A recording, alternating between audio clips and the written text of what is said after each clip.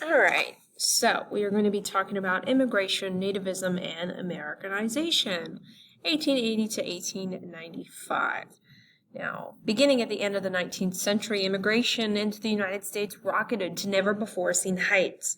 Many of these new immigrants are coming from Eastern and Southern Europe, and from many English-speaking native-born Americans of Northern European descent. The growing diversity of new language, customs, and religious practices triggered anxiety and racial animosity.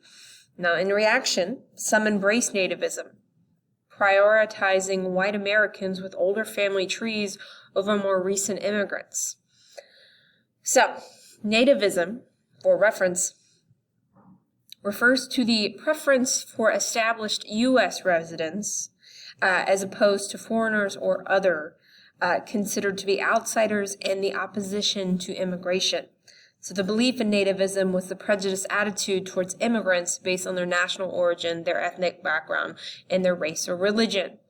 Now, the doctrine of nativism in America resulted in a widespread attitude that rejected alien persons or cultures and led to xenophobia and new and stringent laws being passed to restrict immigration. Now, a lot of this is because there are huge amounts of immigration in this time period. Patterns of immigration changed in the 1880s, and it is mostly because the Gilded Age, or the industrialization of America, sees the emergence of new industries that clamor for cheap labor, specifically the railroads and steamships. Remember, the railroads in the East were built by Irish immigrants, and the railroads in the West were built by Chinese immigrants. Now, these immigrants are coming from Southern and Eastern Europe. They are mostly Jewish, Catholic, or Orthodox Christian, and they speak little to no English. I want you to know the massive increase is shown in the following statistics that I'm going to tell you. I don't have a slide for it.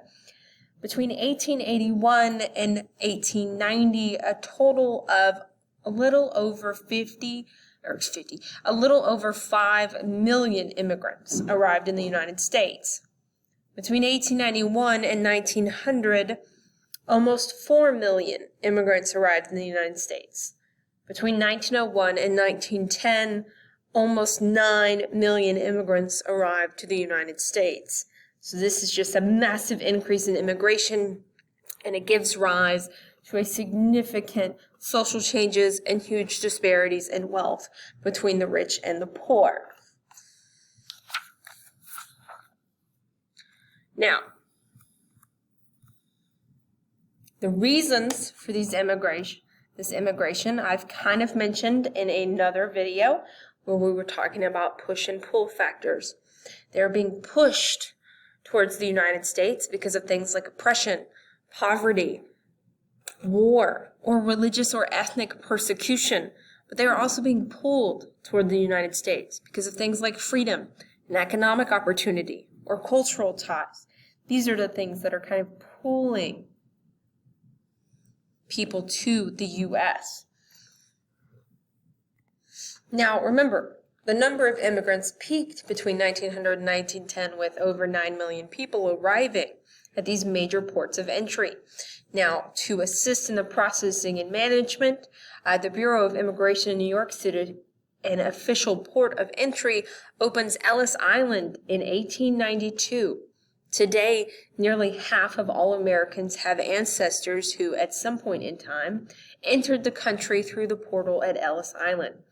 So doctors and nurses would inspect the immigrants upon arrival, looking for any signs of infectious disease. Now, most immigrants are admitted, but roughly 2% upon arriving are denied entry due to medical conditions or criminal history.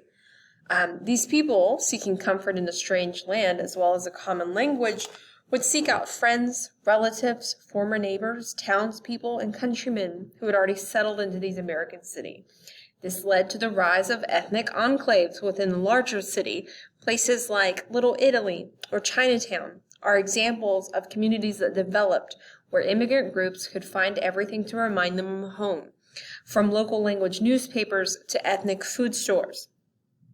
While these enclaves provided a sense of community to their members, they added to the problem of urban congestion, particularly in the poorest slums where immigrants could afford housing.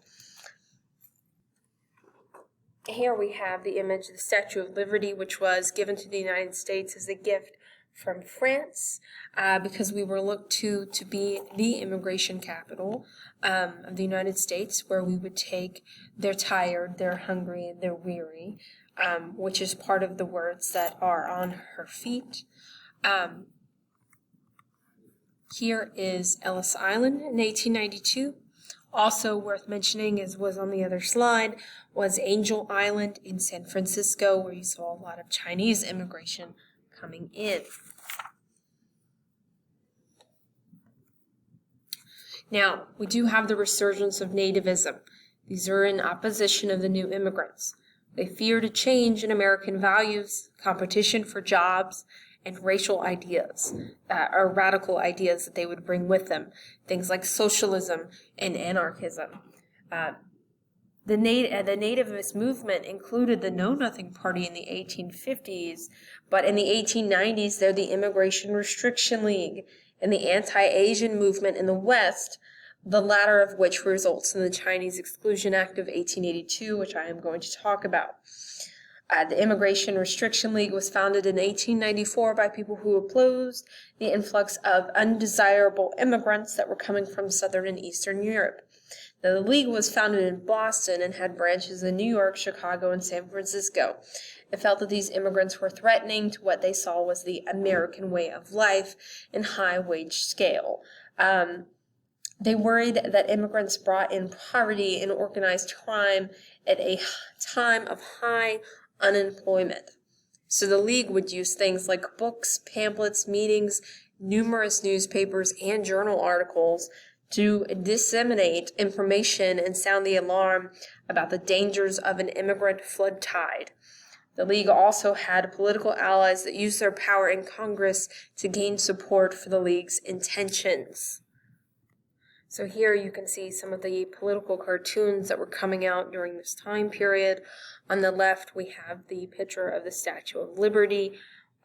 What you can see, the ships are supposed to represent Europe, and they are dumping their trash, which is, they're considering their trash as the poor, into the United States.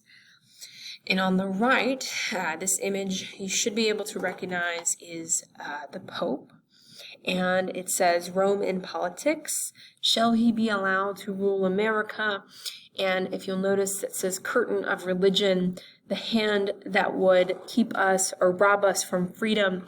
He is touching the Capitol building. So in this instance, this is supposed to be against the influx of Catholic practitioners as they are moving in and immigrating to the United States, heavily Catholic. So this is just two images that really reflect the nativism movement that is going on in the United States in this time period. So, the Chinese Exclusion Act was a U.S. federal law signed by Chester A. Arthur, that was the president, on May 6, 1882, following revisions made in 1880 to a treaty of 1868. The revisions allowed the United States to suspend Chinese immigration, a ban that it was intended to last for 10 years. The first significant Chinese immigration to America began with the California Gold Rush in 1848 to 1855 and continued with subsequent large labor projects such as the building of the first transcontinental railroad. During the early stages of the gold rush, when the gold surface was plentiful, the Chinese were tolerated if not well received. As it became harder to find and competition increased, animosity towards Chinese and other foreigners would increase. After being forcibly driven from the mines, most Chinese settled into the enclaves and cities, mainly San Francisco along the West Coast, and took up low-end wage labor such as restaurant work and laundry just to earn enough to live. Now, Americanization. Immigrant children were Americanized in public schools. They were assimilated by learning English, patriotism, and American customs. Assimilation is to adopt into a culture, forgetting their own customs and culture that they are leaving behind. This was especially prevalent not just for immigrant children, but also for Native Americans. The Native American assimilation really began with the Dawes Act. Really, it ended with the Dawes Act, I should say. The Dawes Act permitted the federal government to divide the land of any tribe and grant 160 acres of farmland in a nod towards a paternal relationship with which whites viewed Native Americans. The Dawes Act permitted the government to hold an individual's newly acquired land in a trust for 25 years. Basically, you had to be a farmer or they would take everything that you knew away from you. They were given the most arid, useless land. Further, inefficiencies and corruption in the government meant that much of the land, due to be allotted, was simply deemed surplus and then claimed by settlers. So once all allotments were determined, the remaining tribal lands, such as much as 80 million acres, were sold to white American settlers. Now, Native American children were then boarded up and taken and sent to boarding schools to be Americanized and basically taught to forget their culture. Here's an example. This is a family. The Sioux boys as they entered the school in 1883. And then 3 years later, as you can see, they have been assimilated into American culture and do not even dress in their traditional garb anymore. So, Nativism in America spawned a powerful political movement. You have Nativism that leads to the formation of the Immigration Restriction League in 1893. You have immigration laws that are passed, like the Chinese Exclusion Act. The resurgence in the 1920s of the Ku Klux Klan occurred following and attracted some 5 million KKK members who believed in Nativism in America. They advocated a strong racist and anti-immigration party and they were strongly supported by Protestants and advocated for the hatred of Jews and Catholics.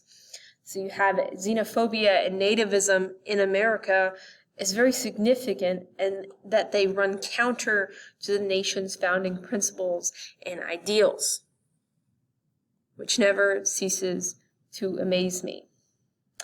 Because despite the civil rights movement, many elements of nativism still resonate in American society today.